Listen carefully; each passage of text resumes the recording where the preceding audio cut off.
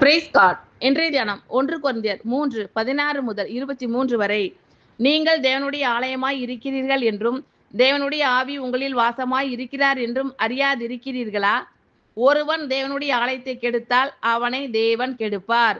தேவனுடைய ஆலயம் பரிசுத்தமாய் இருக்கிறது, நீங்களே அந்த ஆலயம். ஒருவனும் தன்னைத்தானே வஞ்சியாதிருப்பானாக. இவ்வுலகத்திலே உங்களில் ஒருவன் தன்னை ஞானி என்று எண்ணினால் அவன் ஞானியாகும்படிக்கு பைத்தியக்காரனாக கடவன். இவ்வுலகத்தின் ஞானம் தேவனுக்கு முன்பாக பைத்தியமாய் இருக்கிறது. அப்படியே ஞானிகளே அவர்களுடைய தந்திரத்திலே பிடிக்கிறார் என்றும் ஞானிகளுடைய சிந்தனைகள் வீணாய் இருக்கிறது என்று கர்த்தர் அறிந்திருக்கிறார் என்றும் எழுதியிருக்கிறது. இப்படி இருக்க ஒருவனும் மனுஷரை குறித்து மேன்மை பாராட்டாதிருப்பானாக. எல்லாம் உங்களுடையதே. பவுலாகிலும் அப்போலாவாகிலும் கேபாவாகிலும் உலகமாகிலும் ஜீவனாகிலும் மரணமாகிலும் நிகழ்காரியங்கள் ஆகிலும் வருங்காரியங்கள் ஆகிலும் எல்லாம் உங்களுடையது. நீங்கள் கிறிஸ்துவினுடையவர்கள், கிறிஸ்து தேவனுடையவர். ஆமென். Thank you Lord.